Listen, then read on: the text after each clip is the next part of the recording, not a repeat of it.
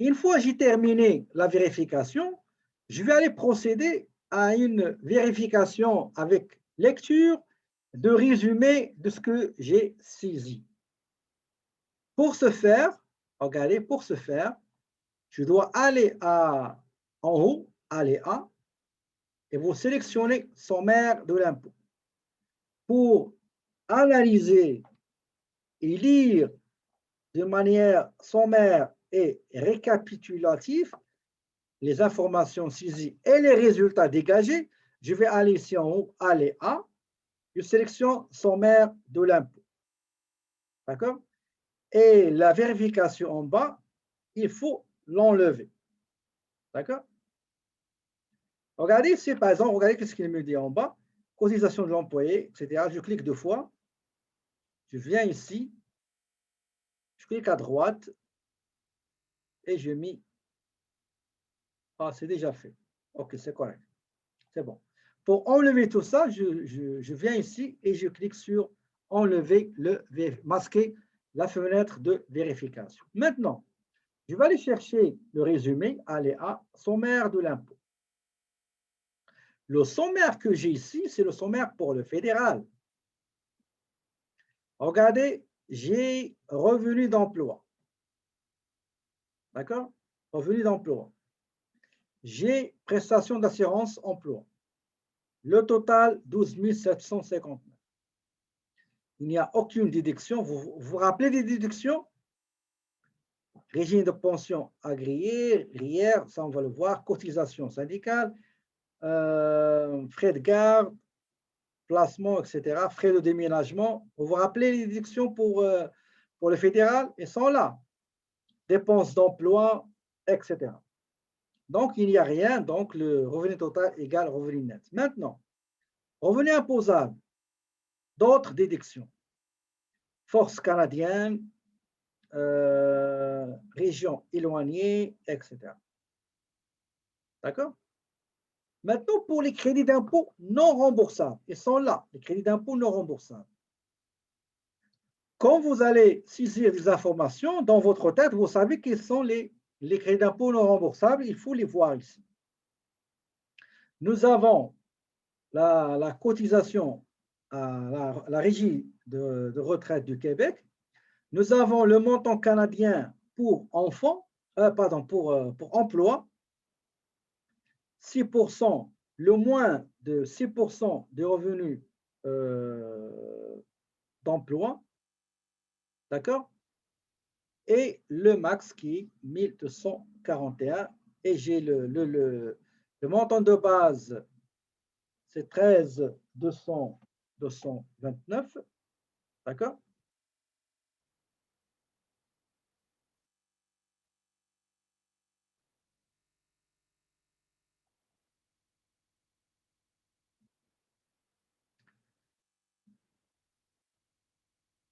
Vous avez ici le total des crédits d'impôt non remboursables. Et vous avez le taux qui est de 15%. Donc, on n'a pas ni frais scolarité, ni frais médicaux, intérêt prêt sur prêt étudiant, montant transféré des conjoints ou des enfants, frais d'adoption, achat d'une habitation, etc. Tout ça, le total 14 000, on prend 15%, il n'y a pas de don. Donc, total crédit non remboursable, c'est 2181. Dans l'impôt, donc le logiciel, il est allé calculer l'impôt. L'impôt fédéral de base, il a trouvé 1898. Moins les crédits d'impôt non remboursables, c'est négatif, donc l'impôt à payer, c'est 0. On descend en bas parce qu'on n'a rien. On a l'impôt total retenu sur le salaire, 5060. Et nous avons ACT, allocation canadienne pour travailleurs, l'annexe 6. On va le voir comment il est calculé. Donc, le total, c'est 560, l'impôt qu'il a payé. 251, 815, donc il va recevoir 815 $ comme remboursement. À votre gauche, vous avez une estimation de la TPS 357, Ça, c'est annuel, 357 divisé par 4, vous allez trouver 89 000 par trimestre. D'accord? Et si jamais l'année prochaine, il veut cotiser dans le régime enregistré d'épargne retraite, ben, le maximum, c'est 640. Maintenant, si vous désirez connaître, savoir, voir, consulter le détail de chaque montant, il suffit juste de cliquer sur le montant. Par exemple, on prend ce montant-là, 1245. Je clique deux fois et je trouve qu'il est calculé ici. D'accord? Vous voyez?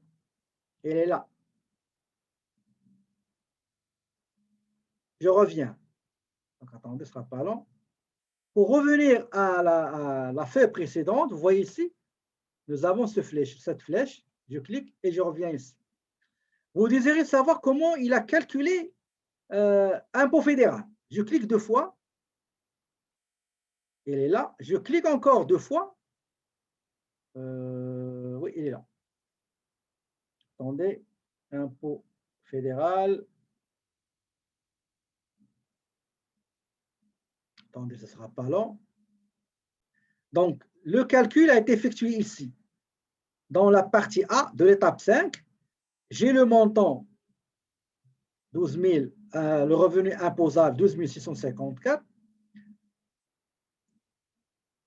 moins 0, parce qu'il n'y a rien, c'est la première tranche, multiplié par 15, et c'est ça le montant, l'impôt fédéral calculé sur le revenu imposable, moins les crédits d'impôt non remboursables, moins le crédit d'impôt non remboursable. Si c'est positif, c'est correct. Si c'est négatif, ben on va mettre 0. Je reviens encore vers autre chose. Impôt retenu. Vous cliquez sur impôt retenu, vous allez voir que c'est nous qui ont saisi ça dans relevé dans le T4. Je clique. Regardez ici, j'ai le total de 560. Il y avait 223 sur T4, vous voyez, et nous avons sur le T4. Vous cliquez sur T4, vous allez être acheminé vers le relevé 4.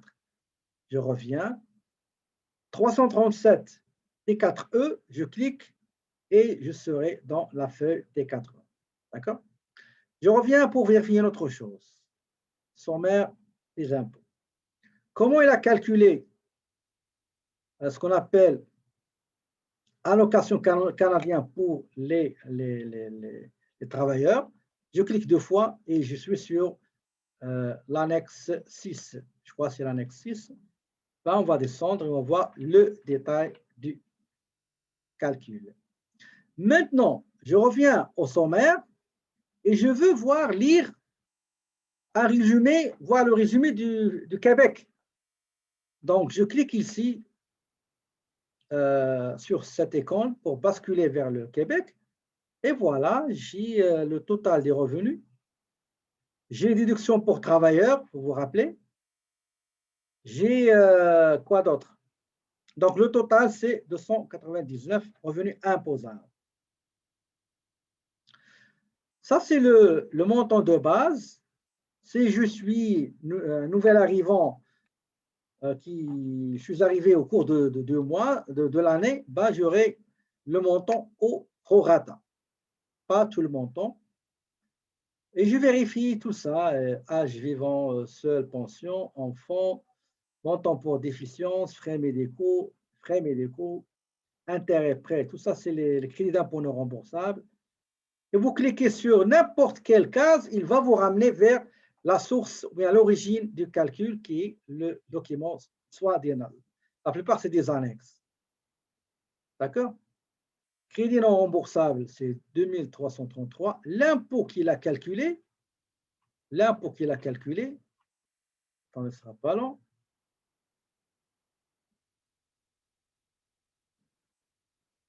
Je vais revenir ici. Quand je clique sur le montant de l'impôt, ben, il va me ramener vers la grille 401. D'accord? La grille 401 qui est 1860. Donc, il y a les taux 15%, 20%, 24, 25,75. Je reviens à TP1 qui est le sommaire et je vois que j'ai par exemple, ça c'est impôt retenu à la source. Je clique deux fois, il est là. Vous cliquez deux fois, il va vous ramener vers le relevé 1. Attendez.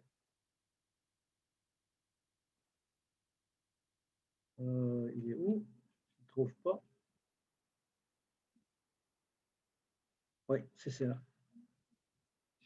Deux fois ici. Je reviens. T4. OK. Donc, je reviens ici encore et je cherche ce qu'on appelle bouclier fiscal. Le bouclier fiscal, c'est un montant remboursable, crédit remboursable, qu'on donne aux gens qui ont vu leurs revenus augmenter pour les inciter à rester sur le marché du travail. C'est une sorte de compensation. Si je veux voir comment il est calculé, je clique deux fois. D'accord? Et je vais voir comment il a été calculé. D'accord? Le bouclier sera pas long, je vais le chercher. Le bouclier.